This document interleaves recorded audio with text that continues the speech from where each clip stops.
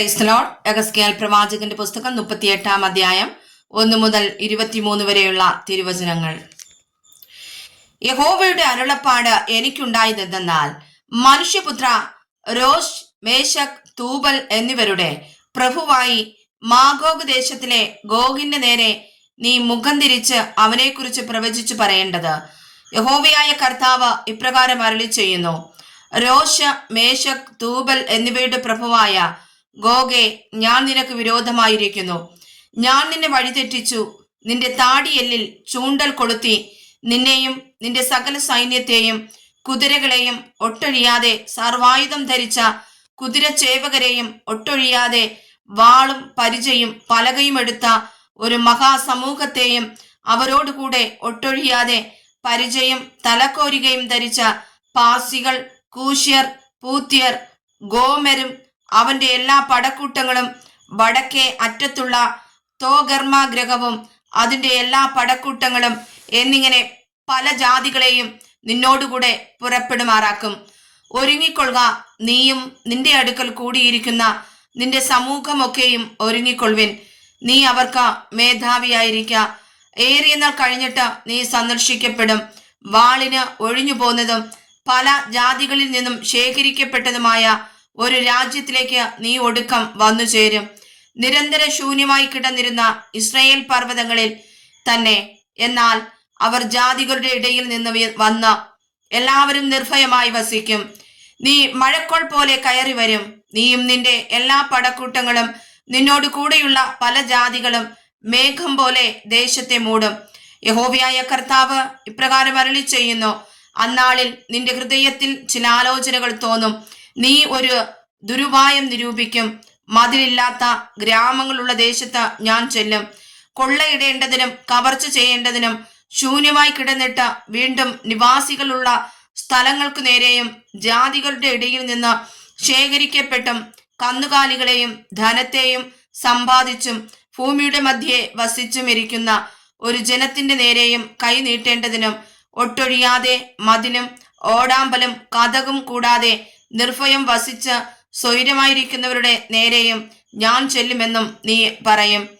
ശെബയും ദദാനും Tarshish വർത്തകന്മാരും അതിലെ സകല ബാലസിംഹങ്ങളും നിന്നോട്, നീ കൊള്ളയിടുവാനോ വന്നത്, കവർച്ച ചെയ്യുവാനും വെള്ളിയും പൊന്നും എടുത്തുകൊണ്ട് പോകുവാനും കന്നുകാലികളെയും ധനത്തെയും അപഹരിപ്പാനും ഏറ്റവും വലിയ കൊള്ള നടത്തുവാനും ആകുന്നുവോ നീ നിന്റെ സമൂഹത്തെ കൂട്ടിയിരിക്കുന്നത് എന്ന് പറയും.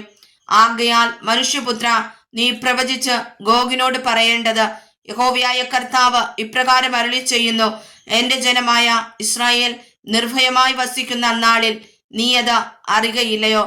നീയും നിന്നോടുകൂടെ പല ജാതികളും ഒട്ടൊഴിയാതെ കുതിരപ്പുറത്ത് കയറി ഒരു മഹാസമൂഹവും മഹാസൈന്യവുമായി നിന്റെ ദിക്കിൽ നിന്ന് വടക്കേ അറ്റത്തു നിന്ന് തന്നെ വരും. ദേശത്തെ മറയ്ക്കേണ്ടതിനുള്ള ഒരു മേഘം പോലെ നീ എന്റെ ജനമായ ഇസ്രായേലിന്റെ നേരെ വരും.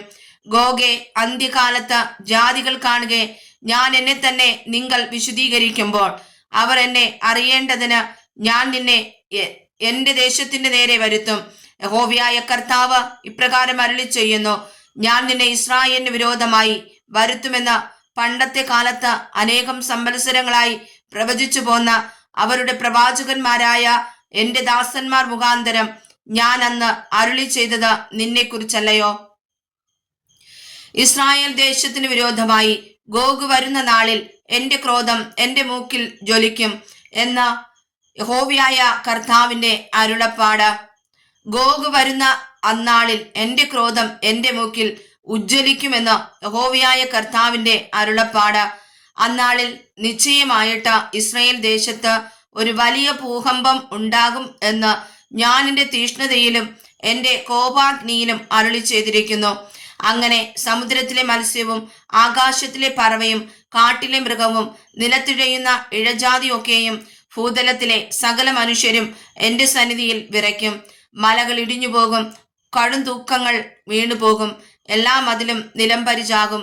ഞാൻ എന്റെ സകല പർവ്വതങ്ങളോടും അവന്റെ നേരെ വാളെടുപ്പാൻ കൽപ്പിക്കുമെന്ന് യഹോവയായ കർത്താവിന്റെ അരുളപ്പാട്. ഓരോരുത്തന്റെ വാൾ അവനവന്റെ സഹോദരന് വിരോധമായിരിക്കും. ഞാൻ മഹാമാരി കൊണ്ടും രക്തം കൊണ്ടും അവനെ ന്യായം വിധിക്കും. ഞാൻ അവന്റെ മേലും അവന്റെ പടകൂട്ടങ്ങളുടെ മേലും അവനോട് കൂടെയുള്ള പല ജാതികളുടെ മേലും പെരുമഴയും വലിയ ആലിപ്പഴവും തീയും ഗന്ധകവും വർഷിപ്പിക്കും. ഇങ്ങനെ ഞാൻ എന്നെ തന്നെ മഹത്വീകരിക്കുകയും എന്നെ തന്നെ വിശുദ്ധീകരിക്കുകയും പല ജാതികളും കാണുകെ എന്നെ തന്നെ വെളിപ്പെടുത്തുകയും ഞാൻ യഹോവയെന്ന് അവർ അറിയുകയും ചെയ്യും. വായിച്ചതായ തിരുവചനങ്ങളാൽ കർത്താവ് നമ്മേവരെയും സമർത്ഥമായി അനുഗ്രഹിക്കുമാറാകട്ടെ. ആമേൻ.